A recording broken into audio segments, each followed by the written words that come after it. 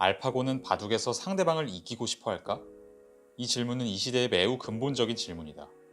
알파고가 바둑에서 지구상의 모든 인간들을 이길 수 있다는 건 잘 알려진 사실이다. 알파고는 누구보다도 바둑을 잘 둔다.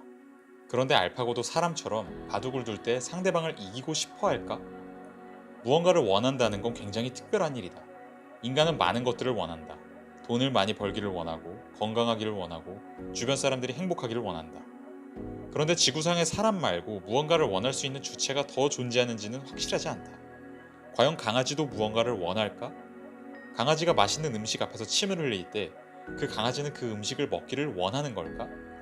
아니면 그냥 본능이 시키는 대로 생존을 위해 음식 앞에서 특정한 반응을 보이는 것일 뿐일까? 즉, 강아지는 음식 앞에서 그 음식을 원하는 마음을 갖고 있는 것일까? 아니면 그런 마음 같은 것은 없고 본능적이고 기계적인 신진대사 반응과 활동만을 보이는 것일까? 여기에 대한 대답은 확실하지 않다. 몇몇 공감 능력이 좋은 사람들은 동물들 역시 인간과 마찬가지로 무언가를 원한다고 생각한다. 반면에 어떤 사람들은 동물들의 경우 인간이 무언가를 원할 때 갖는 그런 고차원적인 마음 상태를 갖고 있지 않다고 생각한다. 이 두 생각 중 한쪽이 전적으로 옳다고 보기는 어렵다. 하지만 분명한 건 원함과 관련해서 인간과 동물이 보이는 특징들에는 적잖은 차이가 있다는 것이다. 가장 결정적인 차이는 인간은 다른 동물들보다 훨씬 더 큰 전체적인 맥락 속에서 무언가를 원할 수 있다는 것이다. 예를 들어서 가수가 되기를 꿈꾸며 간절히 원하는 사람은 가수가 되어가는 과정을 자신의 전체적인 삶 속에서 의미 있는 사건들의 연속으로 이해한다. 반면 마사지를 받기를 원하는 강아지는 그 순간의 독립적인 사건으로서 주인의 손길을 원할 뿐이다. 마사지를 받고자 하는 욕구가 충족된다고 해서 강아지가 자신의 일생에 의미가 더해졌다는 느낌을 받는 건 아니다. 하물며 기계는 어떨까? 기계는 분명 많은 지적인 영역에서 이제 인간보다 우월한 능력을 발휘한다. 그런데 그렇다고 해서 기계가 정말 사람처럼 그런 일들을 원하는 걸까? 그건 아닌 것 같다. 구글 번역기는 한국어를 영어로 번역하기를 원할까? 유튜브 알고리즘은 사람들의 시청 기록을 분석하기를 원할까?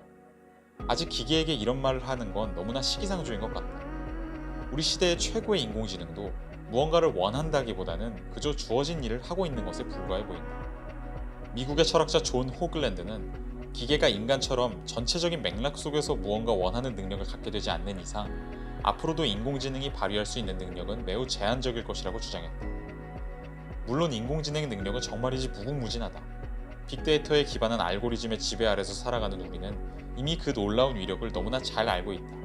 나 혼자서만 머릿속으로 생각하고 있다고 여겼던 내용과 관련된 영상이나 게시물이 알고리즘을 타고 내 SNS에 뜰 때면 가끔씩 소름이 끼치곤 한다.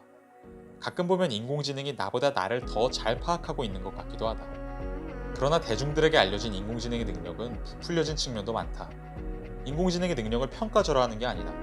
여전히 인공지능이 도무지 해법을 찾고 있지 못한 분야도 많다는 것이다. 대표적으로 인공지능은 여전히 인간적인 상황의 진정한 의미를 이해할 수 없다. 예를 들어서 인공지능은 빅데이터 분석을 통해 아이가 태어나는 상황은 대부분 기쁨이라는 단어와 연결된다는 것을 알아낼 수 있다. 하지만 인공지능은 그때 느껴지는 그 기쁨이 도대체 무엇인지는 이해할 수 없다. 따라서 기계는 아이가 태어나는 상황의 진짜 의미를 알 수 없다. 호글랜드가 생각하기에 인간적인 상황을 제대로 이해한다는 것은 무언가를 원하는 능력 없이는 불가능하다. 예를 들어서 역경을 극복한 어떤 사람의 이야기를 들으면서 그 이야기를 진정으로 이해한다는 것은 그 사람이 그 역경의 상황에서 가졌을 마음과 그 역경을 극복하고 난 후의 마음을 알 수 있다는 것이다.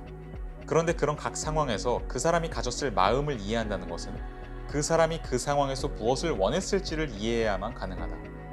예를 들어 너무나 가난해서 아이에게 먹일 분유값이 부족한 상황을 제대로 이해하려면 그 상황에서 아이에게 무엇이라도 먹이고 싶은 그 간절하고 절박한 마음을 상상할 수 있어야 한다.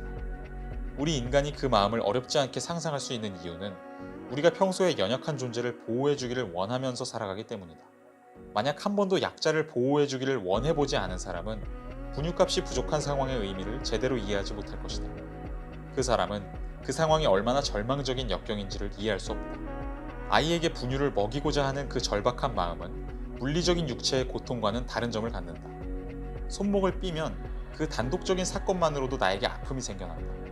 반면 아이에 관한 마음의 아픔은 내 전체적인 삶과 연관해서만 생겨날 수 있다. 아이를 갖기 이전부터 수많은 경험과 교육을 통해 쌓여온 나의 가치관, 그 상태에서 나에게 찾아온 아이라는 존재, 그 새로운 존재와 함께 새롭게 만들어져갈 내 삶의 모습에 대한 기대와 걱정 등등 수많은 요소들이 뒤섞여 아이라는 존재는 나에게 소중한 의미를 가진 존재로 주어지게 된다. 바로 그 전체적인 삶의 맥락이 가져다주는 의미 때문에 아이에게 분유를 먹일 수 없는 상황이 그토록 무거운 절망감을 가져다주는 것이다. 그 어떤 사건도 그 자체로는 절망적이거나 슬프거나 기쁘거나 희망찰 수 없다.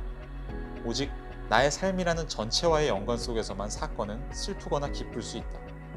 쉽지만 기계에게는 아직 삶이라는 전체가 없다.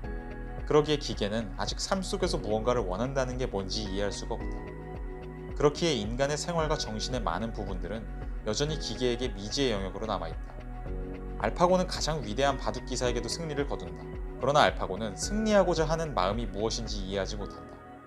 그 승리가 어떤 의미인지, 상대를 이긴다는 게 어떤 느낌을 가져다 주는지, 피나는 노력과 순간의 번뜩임으로 자신을 극복하고 창조적인 수를 두는 게 바둑 기사의 삶을 어떤 방식으로 빛나게 만드는지, 그것을 알파고는 이해하지 못한다. 언젠간 인공지능이 그런 인간적인 마음을 이해하는 날이 올까? 그러려면 먼저 기계는 삶 속에서 무언가를 원하는 방법을 배워야 할 것이다.